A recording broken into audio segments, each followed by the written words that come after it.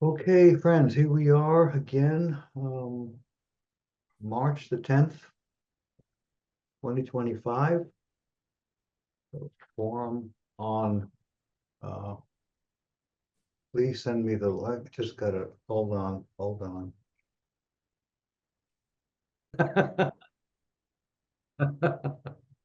Duh. Okay, so here's a little deepening, so to speak, not to pun too badly, on the mystery of the Pacific Ocean. Um, Now, this is, it's an anomaly that that geology and other planetary sciences don't even pay enough attention to shrug off. They, they don't even mention it as something that is kind of strange and inexplicable and will maybe someday be explained because number one, it occupies 1/3 the surface of the Earth. Number two, before the basin filled with volcanic lava, it was 12 miles deep. So that's a degree of asymmetry, which is completely inconsistent with the formation of a planet by gravitational accretion. It just couldn't possibly be so asymmetric around the rotational axis. Okay. It perfectly fits the story in the tablets. Um, and from there we get, the Greek root geo coming from the Sumerian word he, which means in that language hollowed out, okay, which fits with the planet when our planet when it was in orbit number 5, getting struck by a moon of Nibiru on one of its passages through the system. You know. Oh, hi, Jim. I see that the link worked. So hopefully, hi. So Hi. hi.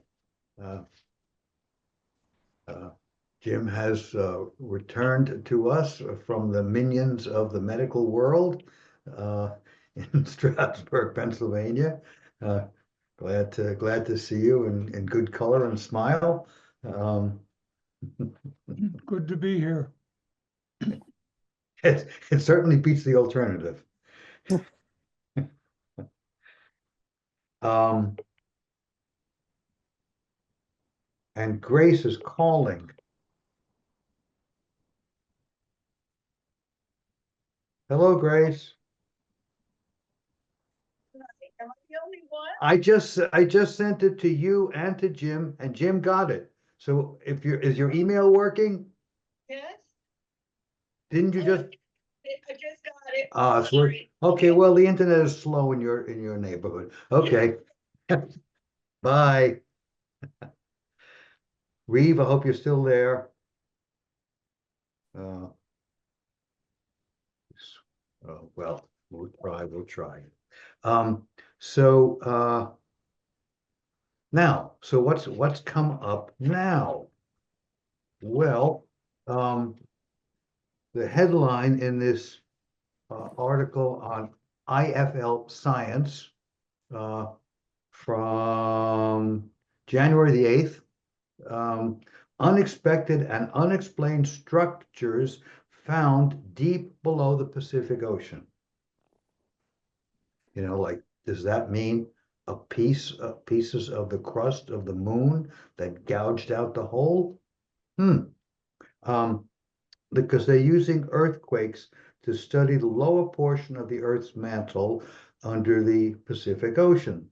Something quite peculiar. There are zones where the seismic waves move in different ways, suggesting structures that are colder or have a different composition than the surrounding molten rocks. What do you know?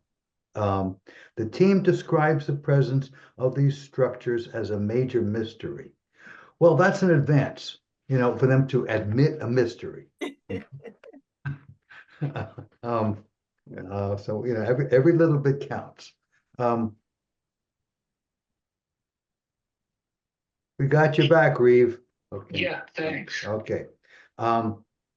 If they were, it's unclear what these structures are. If they were anywhere else, they could be portions of tectonic plates that have sunk in a subduction zone, but the Pacific is one large plate, so there should be no subduction material under it.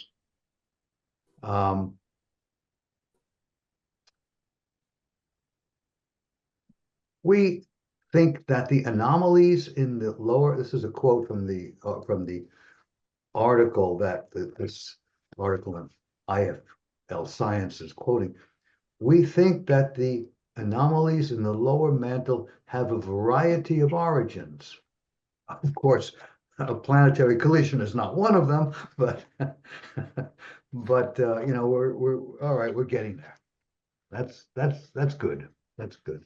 And you know, as we've observed, every one of the new scientific discoveries that are coming along either are compatible with or to a little bit support our broad theory. Nothing shows up that contradicts it, which is, you know, like, wow. I mean, because stuff is coming up all the time and nothing is challenging the hypothesis. Okay. Another thing which is kind of helpful to our understanding of what Enki and Nienmach were able to pull off, you know, in the laboratory, we keep getting advances in genetic manipulation. You know? Here's an article from New York Times from back in November. I was a little bit slow in catching up on my Tuesday science section. But we've learned about how exactly cells produce our organs or how they heal wounds later in life. CRISPR, the new technology, could zero in on one spot in the cell's genome and then either snip out or insert new DNA. Well, that's been going on for a while. But they are engineering cells to add bits of genetic material into DNA so that as cells divide, each lineage builds up distinctive codes. Now, that doesn't directly relate to the alternations of the Homo erectus DNA by the Anunnaki, but it's just like, wow, you know, we're getting closer and closer to what we can assume is their level of expertise.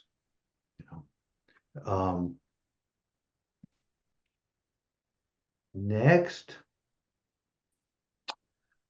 something that suggests that the leap from Homo erectus to Homo sapiens is not as huge as you might have thought. In other words, Enki and Nienmach may not have had to do all that much.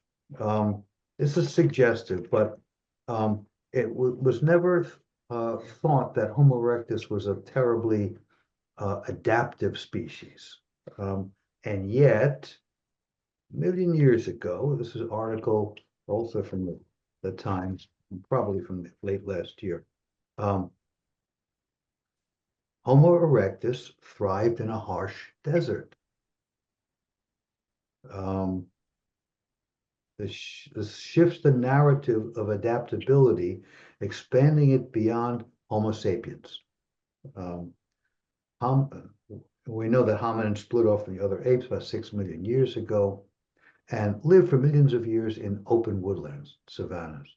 Homo erectus is believed to have evolved about 2 million years ago in Africa. And now their brains were larger than those of earlier hominins, although only about 2/3 the size of ours.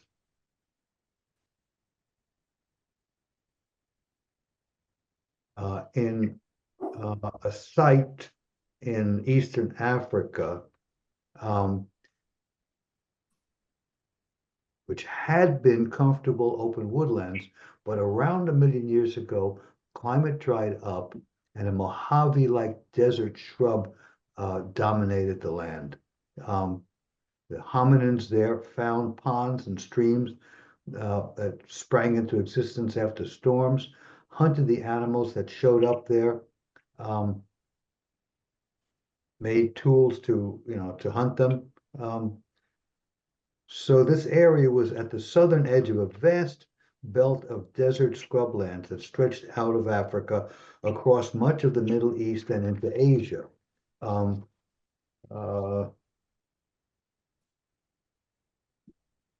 bit, a bit of filling out of the picture there.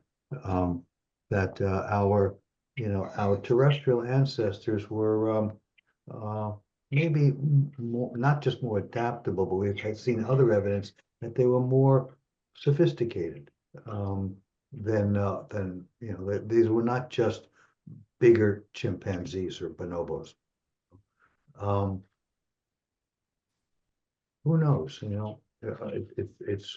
It's really fascinating to speculate about whether they had language. That, because we don't, well, the tissue is too soft, so we don't have their voice box. We don't know enough about that. We can't reconstruct their tongues. So that's a someday we may get some evidence about that. It would, the more advanced they were, the more attractive they would be to Enlil, Enki, and his sister. Okay. Another piece of adaptation. This is back in October. I really was falling behind. How early humans evolved to eat starch. And the timing is interesting. So as soon as you put starch in your mouth, you start breaking it down with an enzyme called amylase. And new studies revealed that our ancestors began carrying more amylase genes in two major waves. Okay. The first one, several 100,000 years ago, possibly as a result of humans starting to cook with fire. That would correspond with the emergence of Homo erectus out of earlier Homo species. The second was after the agricultural revolution 12,000 years ago. That's with the rise of civilization, the gift of the gods. Because we do time the deluge to approximately 11,500 BCE, and the gift of agriculture, to human civilization followed soon after that. So that's around 13,000 years ago. So the timing is right for this second wave of increase in our ability to process starch.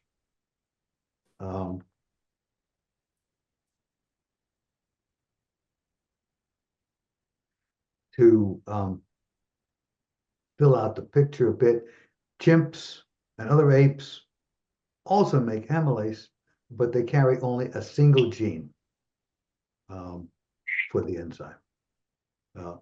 Before the advent of cooking, our ancestors could get little nutrition from raw tubers and other starch-rich plants, but the heat from fires could break down the tough fibers, making them more digestible. As people depended more on starch in their diet, these guys hypothesized, natural selection may have favored those who made more amylase in their mouth. The extra amylase may also have helped them absorb more nutrients.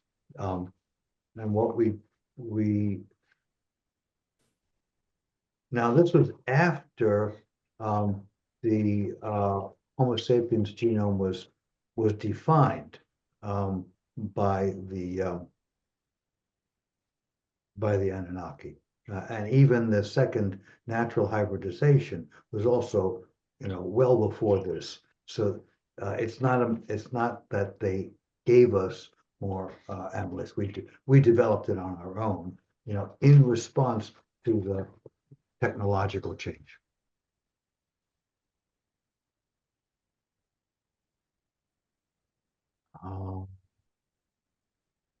Next,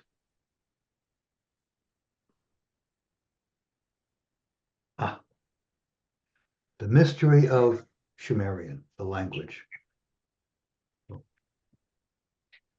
It looks, I've just gotten blurry. What's going on with Yeah, you're blurry.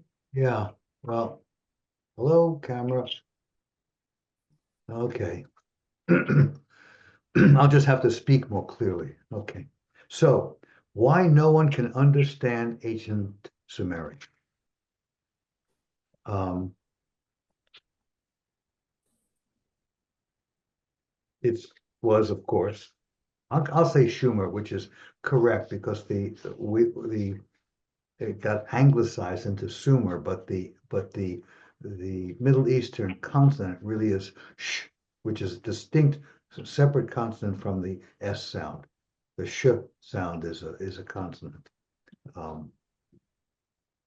Sumer was the first established human civilization that we know, and cuneiform was the written form, but it was not a vessel for preserving the Sumerian language itself. The following languages, Akkadian and Babylonian, used the cuneiform script that was developed in Sumer, and the language was preserved in parts in later usage as the language of science and sophistication, the same way that the Romans used Greek in their uh, uh, in their discourse, and as Europe, which is developing a whole huge range of languages, continued in some ways in the academic world and the religious world to use Latin. Okay, so Sumerian words were inserted into the later languages, but not the language itself. So it's called, in linguistic terms, a language isolate. It went extinct without spawning a linguistic tree of its own. And scholars have struggled mightily. And I think one of the reasons why that's been a problem is that they've assumed, so that the translators have assumed that the gods who are spoken of in real world flesh and blood terms were mythical figures, not real, and that tends to kind of trouble your translations. Now, Sumerian actually wasn't discovered until the 19th century. So have been lost for 3,000 years.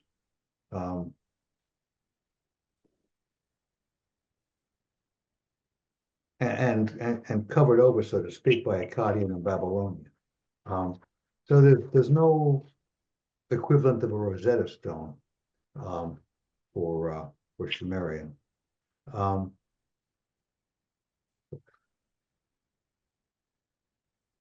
Learning Sumerian can only be done through rigorous academic training. There are large gaps in knowledge and understanding.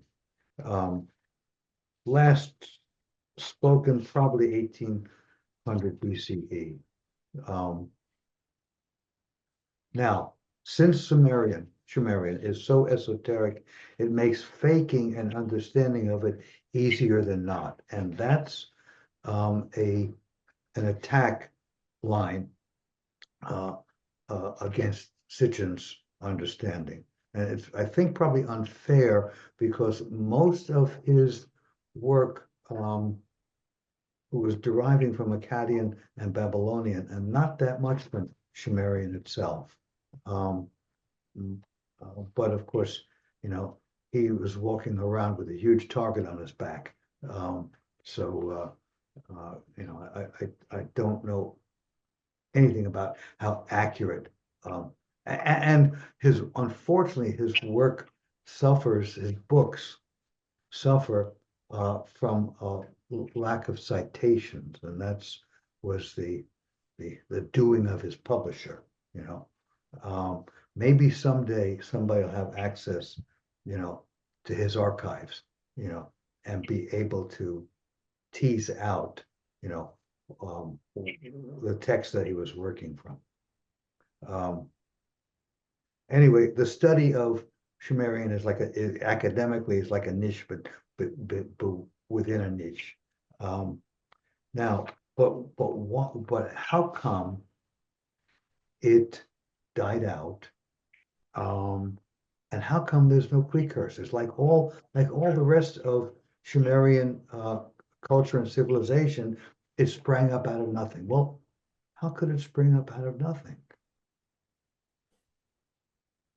My hunch, it's not strong enough to call a hypothesis.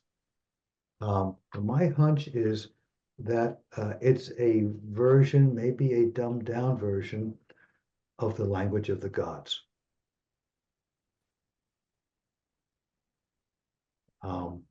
And that would account for its having, you know, sprung up, you know, out of nowhere, a complete, elaborate language, sophisticated, so sophisticated that it was replete, the tablets were replete with puns, sometimes even triple puns. I mean, you know, you've got to have a pretty good mastery of a language to be able to do that.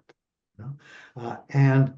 Um, uh, and maybe it died out uh, as part of the wave of amnesia that was coming over humanity to try to bury the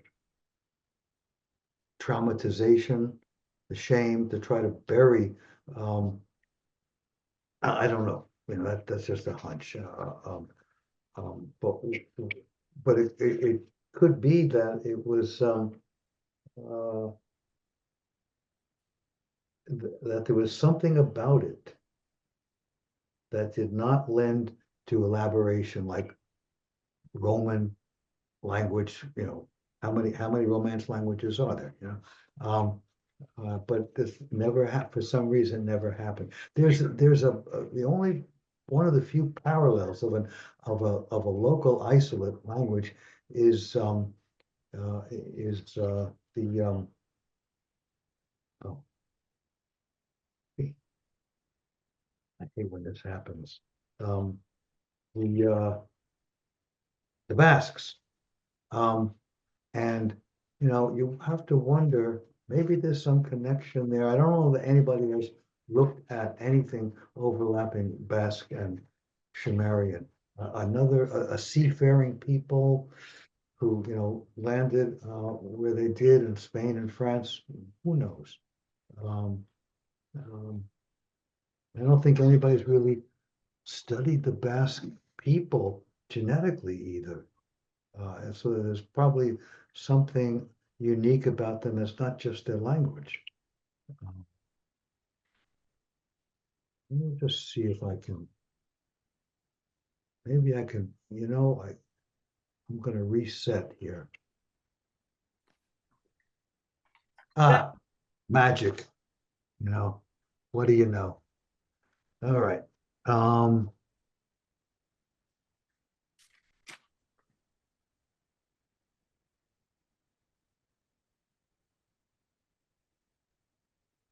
Here's a very interesting piece.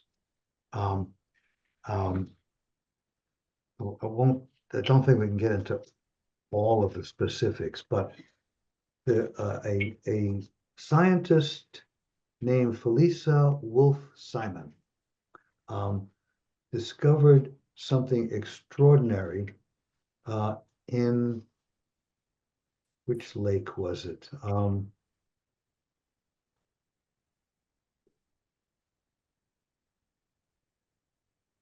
Oh, okay.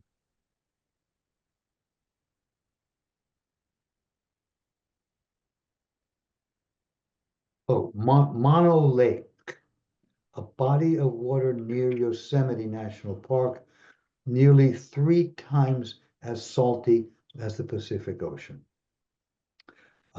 And she just isolated a bacterial organism that instead of basing its metabolism on phosphorus, substitutes arsenic. Very peculiar, very peculiar. Um, and unfortunately for her, she was working under a contract with NASA. I'm not sure what the connection with the exobiology at NASA and this organism, but somebody in a publication from NASA um, mentioned that this was an alien life form. No evidence for that at all, but they slipped it into an article that got published. Um, and the scientific world went crazy. And as if she had been claiming extraterrestrial origin for this or for this bacterium, which she wasn't, they attacked her. She was vilified. She got out of science for a while. Um, they attacked her. They attacked her methodology, which um, they forced the journal that published. I think her main article was published in Science. They forced a retraction, which never happens except for the proof of fraud or something similar. But they actually forced a retraction because some jerk at NASA said this was an extraterrestrial organism. Um, uh, it just illustrates for me how something which cracks the amnesia of our extraterrestrial component, makes people crazy. Um, just somehow, and it happened, um, in the world of science, like somebody, almost like in the churchy world, like somebody violated the the intellectual protocol. Somebody stepped out of line, you know, in this direction of extraterrestrial life, you know. Um,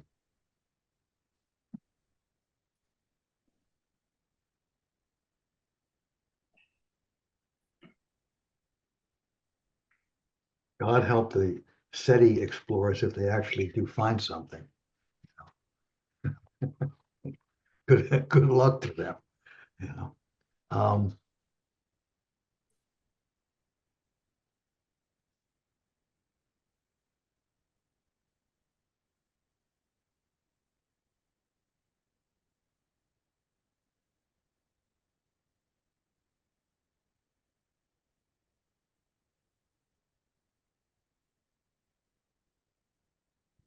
skip over this one.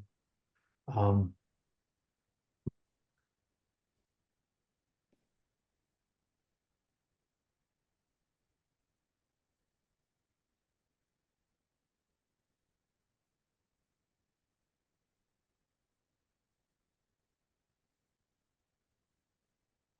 okay.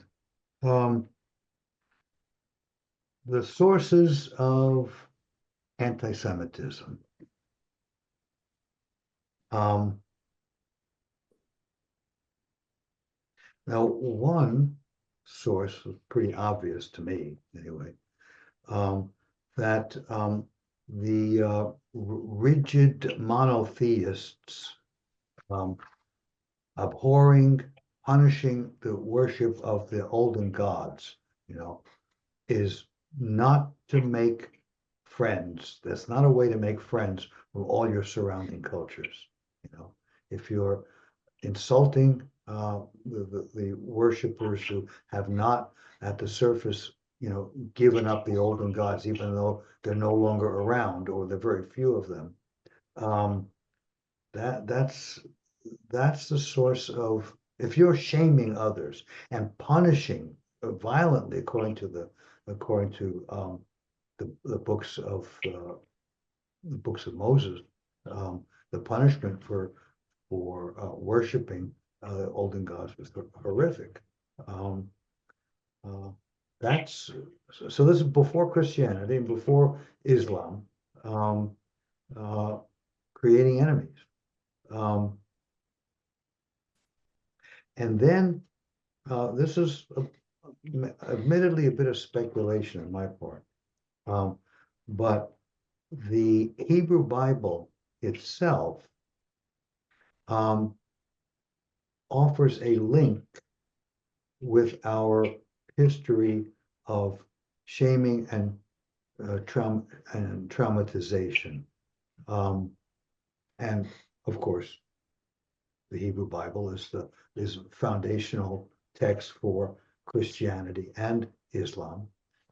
So that here is the text that's a foundational source for more than half the Earth's population, and it's passing along these stories, which I will get into a little bit.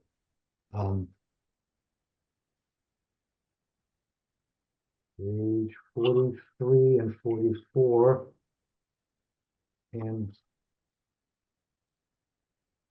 so, long before the first Mesopotamian tablets were recovered and translated, starting in the 19th century, a highly modified version of many of the events they reported had been promulgated in the Hebrew Bible.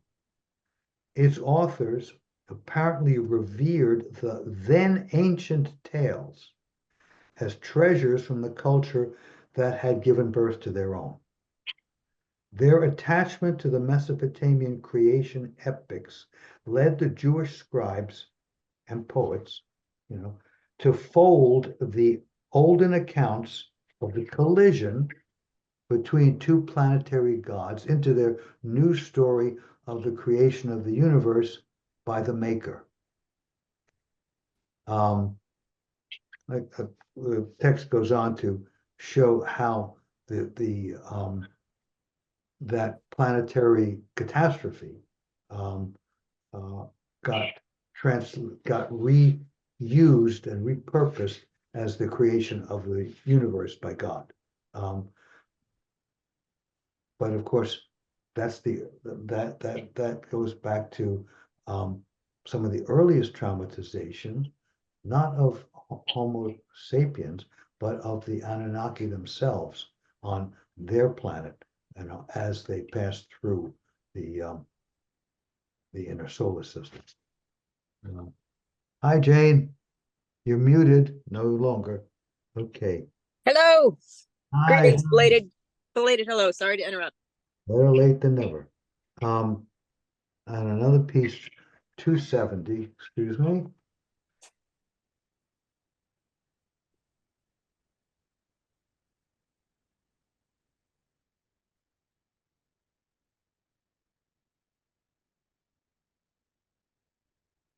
It's ironic, but the book that sustained the Jews may have been an insidious source of antipathy towards them. The Hebrew Bible has kept open a channel to the injurious conditions of life under the lofty one, with passages that reflect the Sumerian accounts of humanity's origin and early times.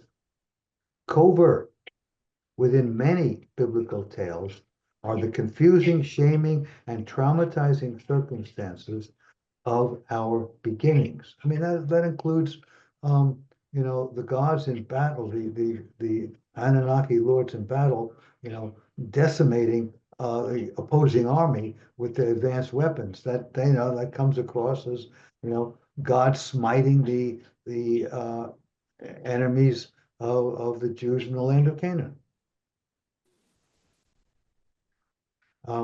Jewish scriptures kept rousing the collective unconscious. Had it not done that, the anguish of our origins might have stayed more deeply buried. Memories of events like the flood would have been better sealed in mass amnesia. But the Noah story brings it right up, into awareness, doesn't let it sink. In other words, one of the forces driving the hatred of the Jews may have been an unconscious impulse to kill the messenger bringing bad tidings.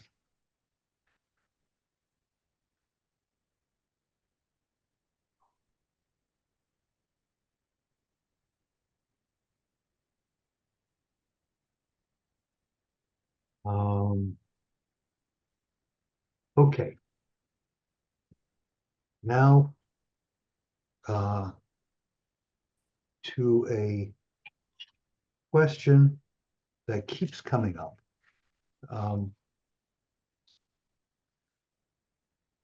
How is it possible that we are living that civilization, not the indigenous folks of the world, but how is it possible that civilization is living in such a almost perfect replica, such a reenactment of life under the Anunnaki lords? I mean, look, so the original version, has the after the second hybridization, after the bachelor Anunnaki workers, took human wives and formed so there were the elite humans who were allied with the extraterrestrial lords, the elite humans generating among the human nobility and the kings, okay? Over the general population who were servants and soldiers, suppressing them and at the same time being supported by them, okay? And look how close the reenactment is of the humans serving the false gods. Now we have a lot of humans in this country, particularly serving a false messiah. So we have the privileged, with their wealth and power, and the unempowered, the suppressed ones, suppressed by them, although they don't know that because they keep the elite keep that as secret as possible, suppressed by them and supporting them. It's all over again. So how could this be happening? What are the modes of transmission over the ages?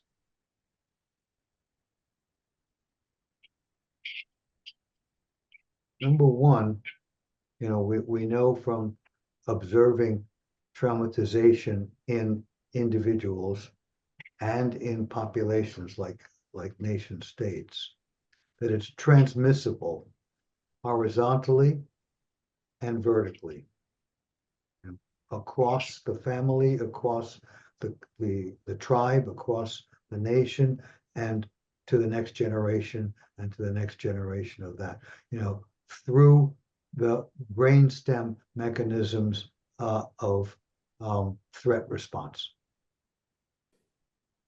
We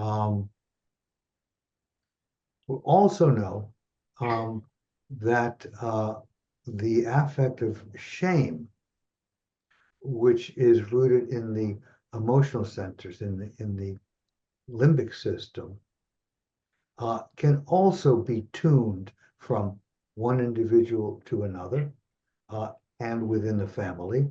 So exposure to others living in shame can produce more of the same, and then you can wind up with a culture which is very shame oriented, like Japan.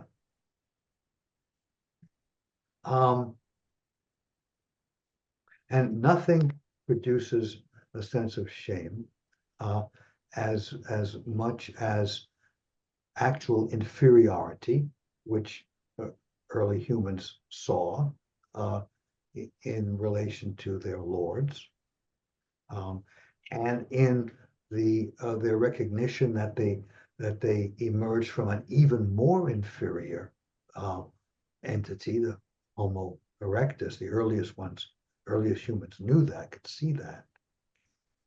And nothing drives shame in deeper than being enslaved. Nothing on earth does that. For generations after the American enslaved people, were liberated, those families would absolutely never talk about slavery. They just couldn't go near the subject. It was, the shame was that deep.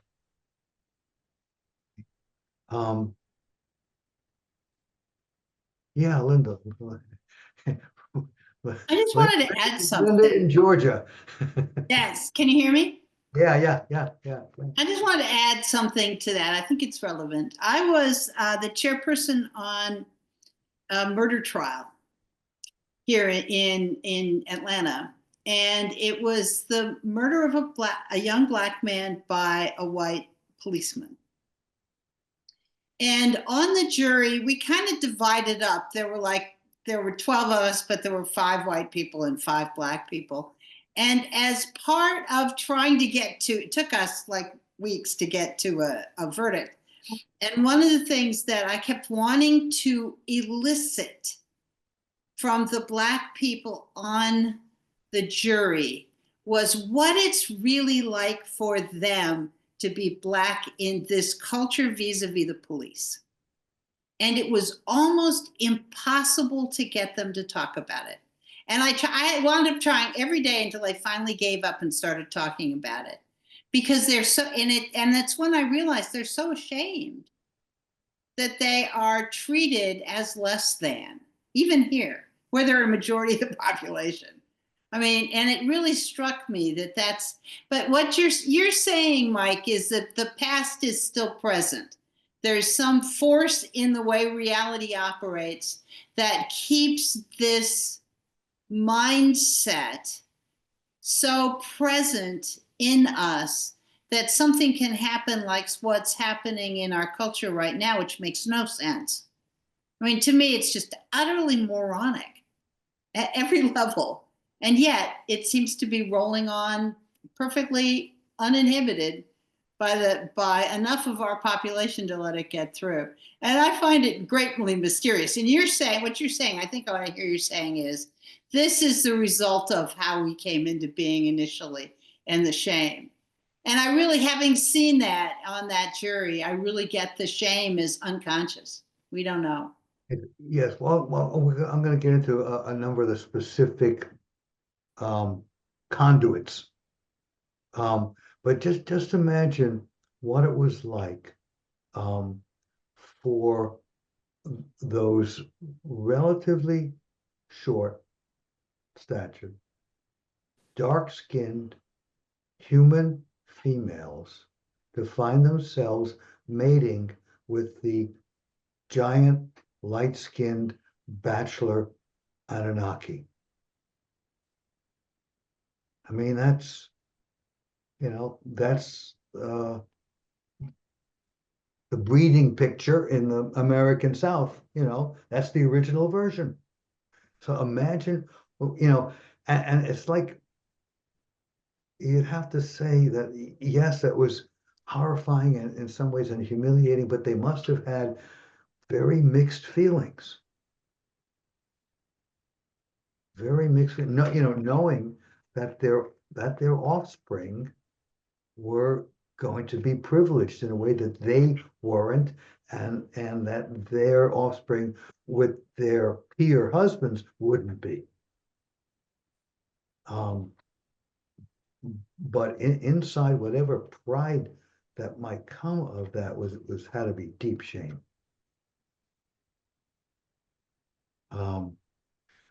Okay, channels of transmission. One, obviously, we have the stories, we have the myths. So we have the Hebrew Bible, we have the Greek pantheon, that are passed on and become imprinted in our vision of the world. We have the laws and the customs that are passed on.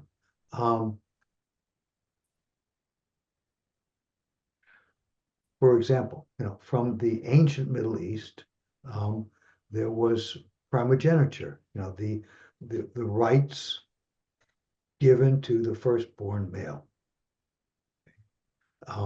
And that actually got written into the human tragedy because that was Enki's insistence. I'm the firstborn.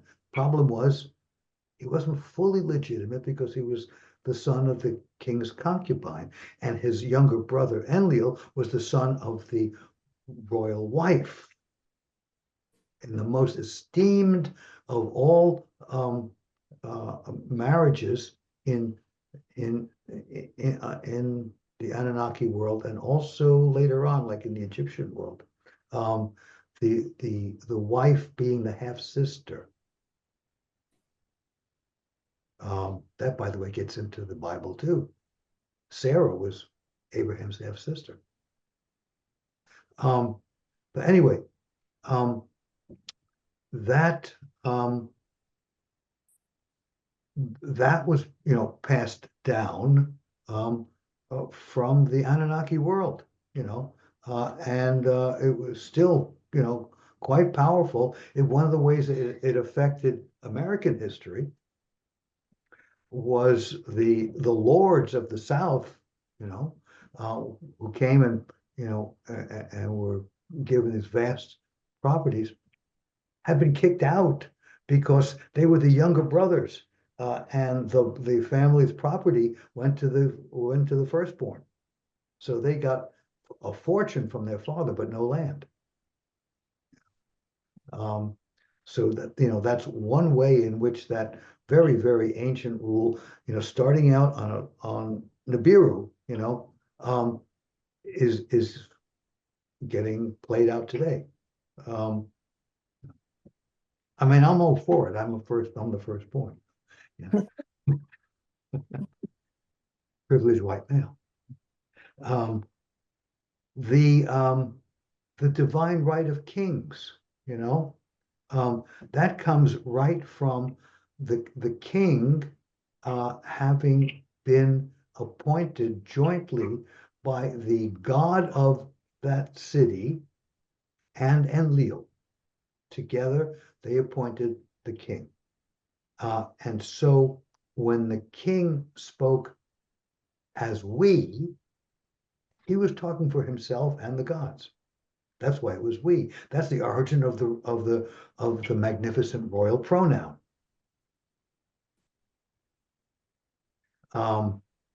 And here's a little piece that I came across as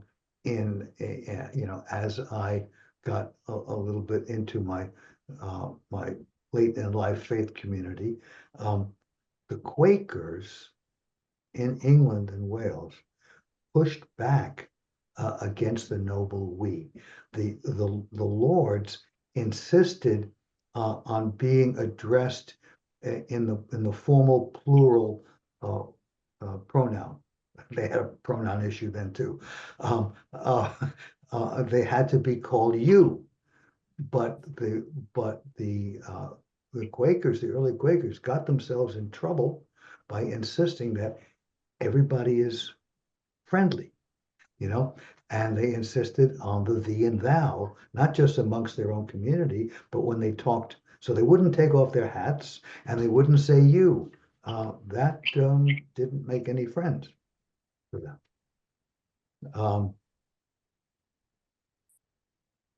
Okay. Another form of inheritance, passage, is genetic. And we know that the Anunnaki world, was characterized by obedience and a very strict hierarchical structure. To some extent, that had to be either in their genes or in their epigenetics. It was like that's how they lived. Matter of fact, I don't know how far down the scale it went socially, but in the upper reaches, they were even given scores. King An was a 60. I think Enlil was a 60. Poor Enki, he was only a 50, Um, um, anyway, we have a characteristic which is not shared with any other primate. And that is, in order to be dominant, all you have to do is act dominant. If you act as if you expect to have deference paid to you, everybody starts paying deference to you. That's how he who shall not be named works. Okay, and we see that happening often in the corporate world and in the military. And it is such a dysfunctional trait, as we are about to, as we are about to witness, in the mess that's going to happen, when this regime collapses,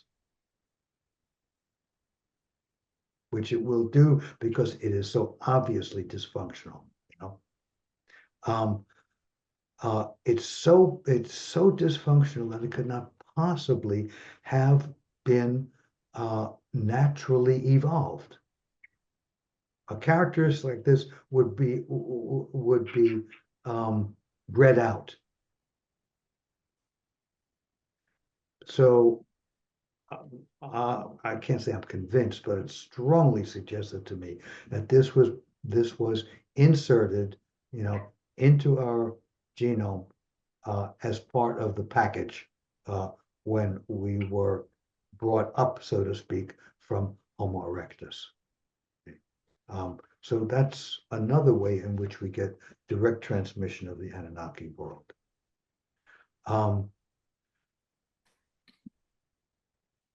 But most mysterious, and maybe most powerful, is the workings of what, for want of a better word, I'll call the field.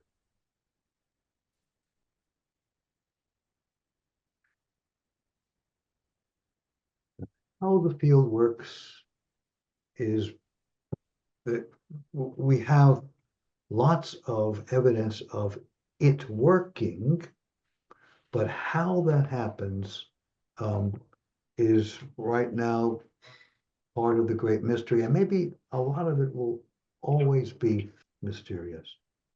But the conclusions of those who have studied the field include this. It provides the most fundamental means of communication between organisms. Transmission through the field is instantaneous. Animals, like us, sense the field in parallel with bodily sensations. This accounts, I think, for some of the speed and accuracy of the specific senses. The field unites individual human minds within the species' collective mind, bringing all of us into communication and connection. Since lifetimes overlap, the field contains a record of all that humanity has experienced. Carl Jung called this aspect of the field the collective unconscious. And I think this is a phenomenon that supports the argument that we are living in reenactment. So it's the most subtle, but maybe the most powerful means of transmission.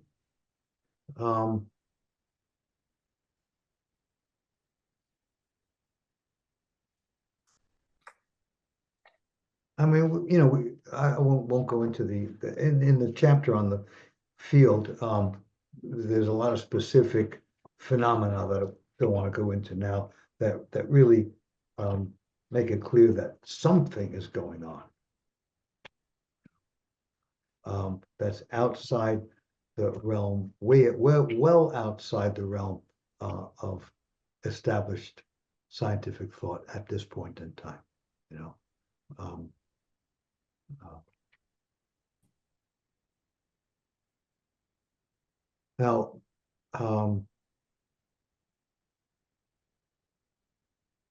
we said that, we noted that the early human wounds involved traumatization, involved a deep sensitivity and enhanced sensitivity to the affect of shame. But there was something else, which I didn't get into quite as heavily in the book, and that is identity confusion.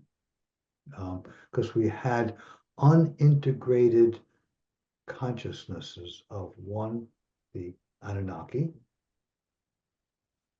the Homo erectus, and the very confused early human.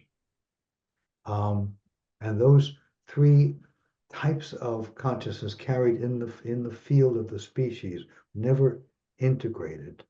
Are we an Earth creature? Are we an advanced giant from space? Are we a confused hybrid?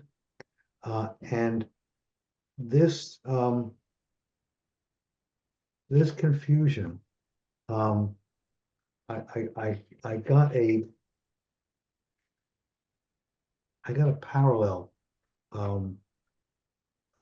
glimpse. I had a glimpse of a parallel phenomenon recently, having met an abductee. You know, are we familiar with the abduction phenomena and the literature on the abduction phenomena? Okay, so as you know, the people who have been, quote, taken, end quote, you know, they come forward because they experience missing time or strange appearances, you know, like outside their window, or, you know, of a person who shouldn't be there, or of an animal that's looking at them in a funny way, you know, or unexplained scars on their body, or inexplicable anxiety disorders, or something like that. And what becomes evident for those who undergo hypnosis, guided hypnosis, and hypnotherapy, similar to what you experience if you've ever done a past life journey. Okay, it's a semi-guided light trance that, you know, opens a way through the amnesia that's been in this case with the abductees. The amnesia is imposed, and so it's not that hard to undo. The hypnosis therapists have found, and investigators have found. And what is often disclosed is that these beings from you know, from elsewhere in the galaxy, they're not in our system. They have nothing to do with the Anunnaki. They are interested in tissue samples, often eggs and sperm.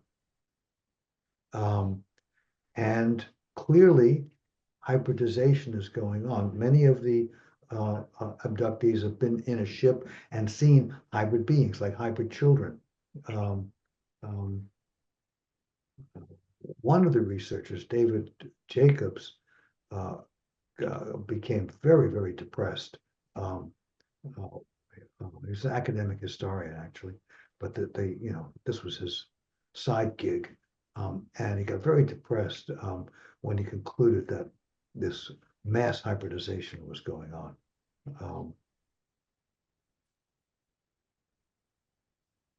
And these stories keep coming up that rather similar in many of the cases, even those who are, you know, totally naive and have not read any of the stories, and they know nothing about this, and they come up with a story which is a very strong parallel to dozens of other tales that have been disclosed. But the release from the amnesia is necessary to de-traumatize from what was clearly for the captured human being a horrendous experience. Personal clinical example. I had a patient many years ago that I could not understand his anxiety disorder. His life wasn't, his growing was not that bad to leave somebody in the kind of shape that he was in. And eventually began to put things together, and dreams that he had and memories that he had. And I got convinced, and I told him that, you know, what you saw about you and your sister being taken up into this craft and the beam of light, I said, that happened. That really happened, you know. And that was our last or next to last session, because what he said was, Dr. Brenner, I really wish you had told me that I was psychotic. That would be a lot easier to live with. I can't deal with this. He disappeared because I'd be reminding him, you know, I couldn't take it back. You know, it was too late. It was out of the box. So I found myself, Jim, you're muted. Brief question, please. Yeah. So do I understand it correctly that the patient appears to have found more fearful or anxiety producing the thought that he may have actually in reality experienced an abduction, rather than saying I have a disability with anxiety and it's this? And it comes out of my psychosis, right? Yes, is that correct? Yeah, that would have been his choice. And unfortunately, I deprived him of that. So the question is, you're right. Is what is it that makes that more fearful, even more fearful than saying I have this type of disability? Because they could be coming back and they can get you tomorrow. And they're going to get your children because they are interested in families. There's no defense. There's no. That's the terrifying part. That's I'm not, they're watching me for all I know, It's not that it's unfamiliar. Well, it was pretty, what he can remember of it was pretty bad and scary, Oh, in this case, one of the twists for him was he wasn't able to protect his younger sister. So the horrors could revisit. The horrors could come back, yeah. I see. Okay, thanks. So, so I found myself having dinner with an abductee. Someone who knew the literature, had understood enough to know that it was the best way to account for her gynecological complications from the experience. For her, it started out at the age of 7. Yeah. What gynecologic complications can you specify? Infertility from scarred fallopian tubes. No infection, no history of disease. They, They probably didn't mean to do that. They were just careless.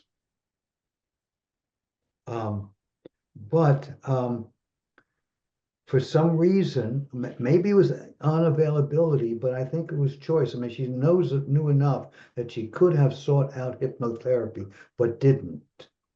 So all of the trauma was buried. And one hint to me of what that was producing was, we got to talking about the movie. Naturally, obviously, she was interested in the hybrids, right? So you know, and I said, hey, you know, we probably come out with a bumper sticker, you know, for the, you know, part of the what's not the promotion for the movie, you know, hybrids are us, you know, you know. And her reaction was, well, that would enrage a lot of people. That was pure projection. She was projecting, you know, what it was for her, you know, to have been involved in hybridization. You know, I mean, I took it initially as like, well, nothing sells movie tickets better than picket lines, you know. You know? And then later I said, oh my God, you know, I mean, there's a germ of truth that, like, if it's not going to happen, you know, but if we were living, you know, in a fanatical theocracy, you know, the movie would be blasphemy. Would be a capital offense. Anyway, the other consequence of carrying around this raw, unprocessed traumatization was living a life of in total dissociation. But you know, that comes with the territory.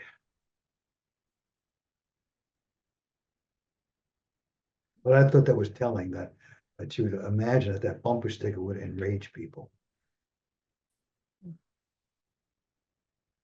Just like that mention of alien life enraged all the scientists, you know, for that innocent discovery of a strange bacterium. So, you know, the intrusion into the natural process of development is a violation, and we do not take it lightly. And so, you know, it's like that was, you know, that was very helpful for me to have that recent, it was just last week, personal experience. Like, wow, it isn't just the authorities that are going to be fighting this revelation. It isn't just the scientific and religious, you know, authorities. To a great extent, it's going to be in the populace. People are not going to take this lying down. A lot of people will not take it lying down. You know, and it's not because you're challenging their dogma, you're challenging their priests. You know, it's not because of that solely, although that's the formative thing. More fundamentally is, you know, you're reminding me of indecent violation that my forebears underwent.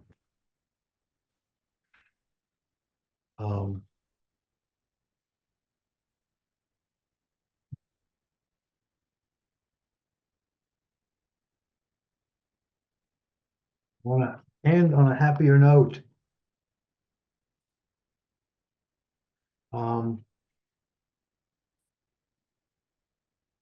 Because if, you know, we ask, well, God, given how widespread and deep, you know, the civilization and all its horrors, um, uh, and all its problems, and all the destructiveness, everything, like, where's our hope coming from? What's a model for something better that we can actually see and make use of? And I've held, and I'm not the only one, I've held that it's in the lifestyle principles, the worldview of the indigenous peoples of the earth.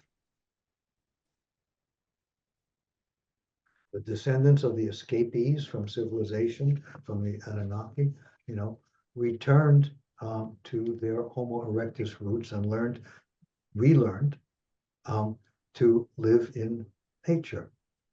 Interesting thing about them, around the world, they're able to hold simultaneously the two truths of human origin. They say we are of the earth. We are natural beings. The earth is us. The trees are us. We are inseparable. We came out of Mother Earth, and they find no conflict in at the same time being able to say we were made by the gods. And dozens and dozens of different origin stories, of which entities came down and did what to the seeds, and produced the first humans. They hold those two, without conflict. In our world, those two positions are in eternal conflict. So the pure evolutionists and the pure creationists, want nothing to do with each other. And of course, they're adamant in their positions because they're both right. The indigenous peoples have no problem saying, yeah, they're both right. Of course. So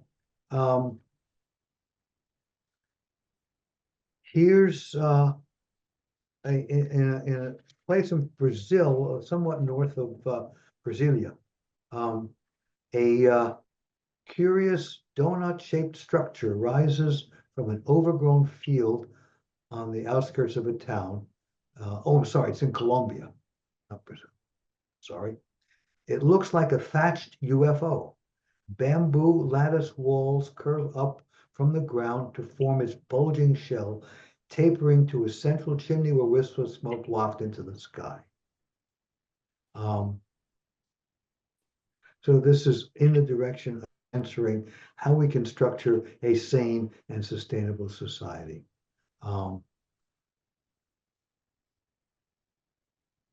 Returning to in the direction of our Homo erectus roots, rooted in nature.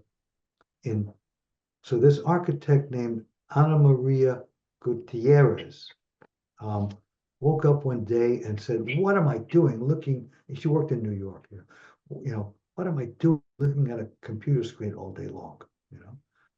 After having visited her ancestral grounds in Colombia, and began building and teaching building techniques to other architects, using ancient indigenous methods, somewhat updated, made more efficient. So this woven donut, she calls the house of thought. It's the heart of her center for regeneration, and that's relevant. That we're not just talking about better, more natural technology. It has to have a spiritual center. She's got a 30-acre outdoor laboratory for indigenous construction techniques that she's been building for 16 years. Architects come for workshops focused on earth construction, because earth is actually a pretty good building material, ecological restoration, biodynamic agriculture, and the healing properties of plants.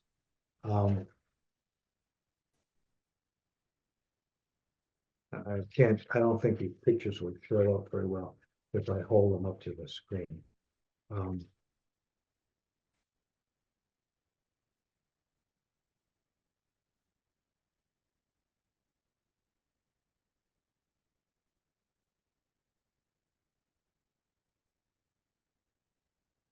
And she's not the only one. This has been going on also in places in Africa. Um, no, not anywhere in Asia as far as I know. Where architects are, some are giving up the discipline of modern materials and geometry. There was a very influential American architect who began to work in this direction, named Chris Alexander, and a few others back in the '60s who began to make Earth-related structures. But they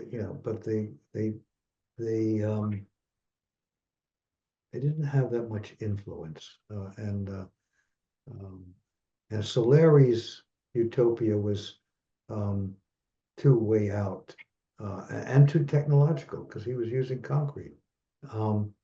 But it's in the traditions, the technologies, the oral histories of these folks that we can use as models, as templates for the kind of society that we yearn for. Model has not been lost. The Anunnaki lost it. And maybe that's part of the purpose in coming here. Hello, Grace Schuler. Great. Yes, Grace. I just took a phone call. I'm sorry.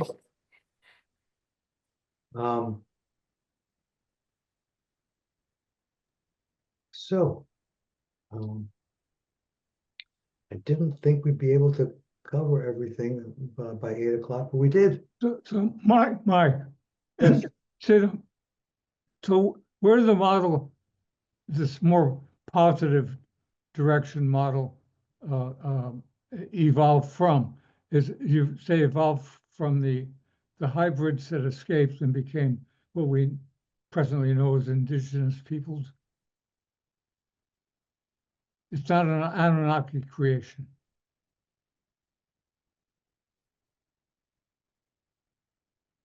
Is that wrong? Inaccurate? An Anunnaki creation? You say it's not an Anunnaki Yeah, creation. it's not. It's not. They were too traumatized. Yes. So this was a creation. This is a creation of indigenous people, Yes, and yes, of They- hybridized. they were hybridized, and so they came, they came with abilities that their terrestrial forebears, the terrestrial parent species, did not have. Mhm. Um,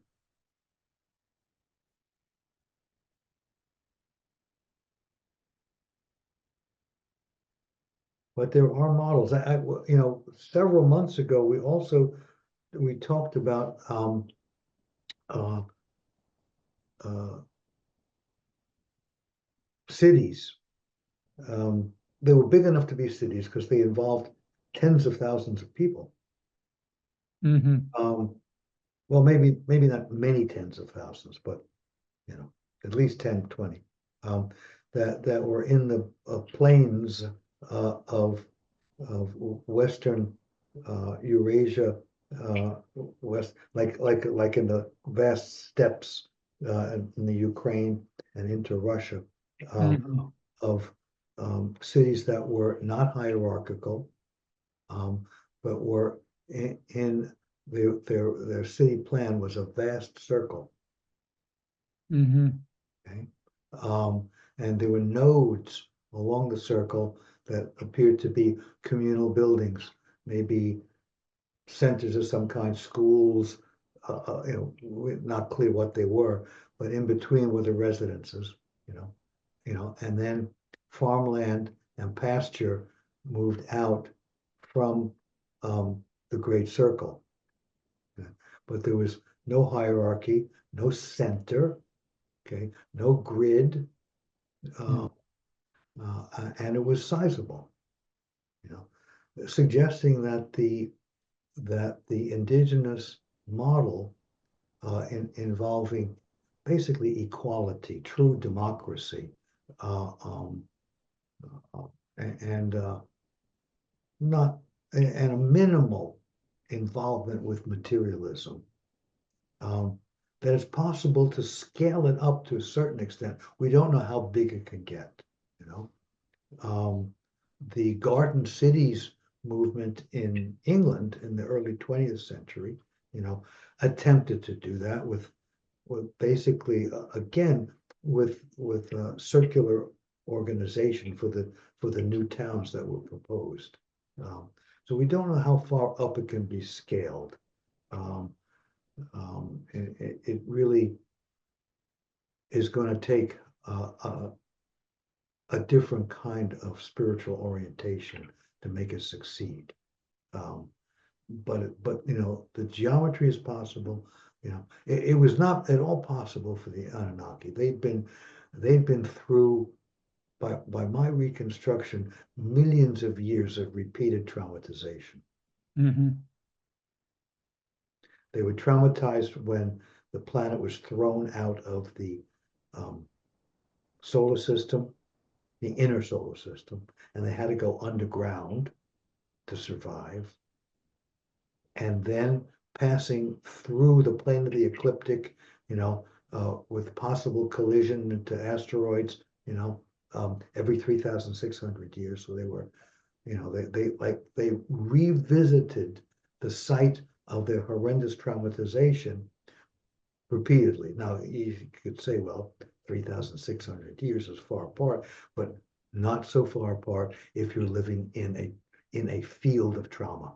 If the field of the species is constantly vibrating in terror, and so they adapted fully to a traumatized life. It always struck me that in all of the accounts of the Anunnaki-led warfare on Earth, all of the accounts that they allowed the scribes, to make, there's not a single word of regret, of compassion, of wishing for a better world, wishing for something else. It was a given that we'll be fighting and killing each other and struggling for power and glory, forever and ever. That's our life. That's our fate. There was no betterment. There was no what? Betterment. Yeah, they had not in that way. The only thing they were after was more glory, more power, more Yeah. gold. And of course, in that kind of setup, nobody wins. Right. Nobody wins. Might one speculate that if they did not live so long, let's say if they lived only 25 to 30 years, would the same desire for aggrandizement of power and riches and glory obtained? I mean, we're guessing. That's a what If that's you- hard to answer. If you live a long time, a lot becomes possible. A lot more becomes possible than if you're only going to live a short time.